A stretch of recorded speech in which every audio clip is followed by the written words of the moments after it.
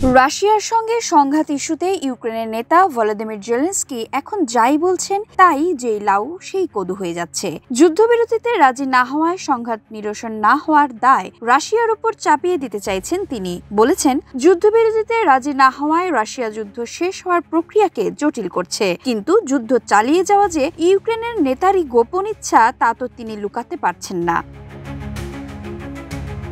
Russia যুদ্ধবিরতি চাইছে না সত্য, এর কারণ এবং এর চেয়ে বড় সত্য হলো দেশটি যুদ্ধের পুরোপুরি সমাপ্তি চাইছে, আর ইউক্রেন চাইছে যুদ্ধবিরতির নামে সময় কিনতে।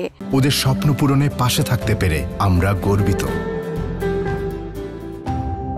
যুদ্ধ চালিয়ে যাওয়ার মতো সেনা দেশটিতে আর নেই বললেই চলে। যুদ্ধবিরতির সময়টুকু পেলে জেলেনস্কি আবার সেনা সংগ্রহ করে আর তার ইউরোপীয় সমর্থকদের কাছ থেকে অস্ত্র ভিক্ষা করে রাশিয়ার বিরুদ্ধে আবার গুছিয়ে উঠতে পারবেন। ততদিনে যুক্তরাষ্ট্রের ক্ষমতার পালাবদল হয়ে গেলে যদি আবার জো বাইডেনের মতো কেউ দেশটির ক্ষমতার মসনদে বসেন, তাহলে জেলেনস্কিকে আর ঠেকাবে কে? ন্যাটো জোটের ইউরোপের যুদ্ধবাজ দেশগুলো এখন মূলত ইউক্রেনকে ব্যবহার করে বারবার সংঘাত সৃষ্টি করে রাশিয়ার অর্থনীতি দুর্বল করতে চায়। ইউক্রেন যত সময় পাবে ততই দেশটি রাশিয়ার বিরুদ্ধে উস্কানির নতুন নতুন পরিকল্পনা বের করবে, আর দেশটির ভেতর থাকা রুশভাষীদের ওপর চলবে নব্য নাৎসিদের হত্যাযজ্ঞ। কিন্তু এসব তো জেলেনস্কি মুখে বলতে পারছেন না, তাই তিনি সামাজিক যোগাযোগ মাধ্যম এক্সে লিখেছেন, রাশিয়া বারবার যুদ্ধবিরতির আহ্বান প্রত্যাখ্যান করছে, এটাই নাকি পরিস্থিতি জটিল করছে।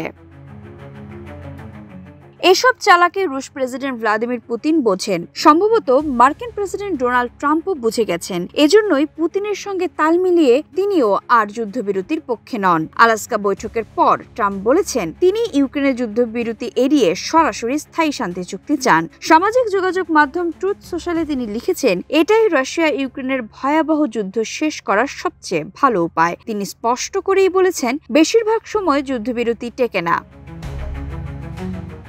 ইউক্রেন যে যুদ্ধের আশঙ্কা ঝুলিয়ে রাখতে চাইছে তার প্রমাণ দেশটি যুদ্ধবিরতির পর দীর্ঘমেয়াদী আলোচনায় যেতে চায়, আর পুতিন ট্রাম্পকে একটি শান্তি প্রস্তাব দিয়েছেন। তিনি বলেছেন ইউক্রেনকে ডনবাসের দোনেস্ক অঞ্চল থেকে সরে যেতে হবে, বিনিময়ে রাশিয়া জাপোরিজিয়া ও খেরসন অঞ্চলের সামনে আগাবে না।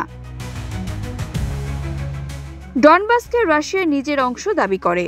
বর্তমানে লুহান্স্কের বেশিরভাগ ও ডোনেস্কের প্রায় 70% এলাকা দেশটির নিয়ন্ত্রণে রেখেছে। ওইসব অঞ্চলের মানুষ রাশিয়া যুক্ত হতে চায়। শান্তি চুক্তির অংশ হিসেবে ভূখণ্ড বিনিময়ের কথা ট্রাম্প আগেই বলেছেন। আলাস্কা বৈঠকের পর তিনি পুতিনের প্রস্তাব জেলেনস্কির কাছে পৌঁছে দিয়েছেন বলে জানা গেছে।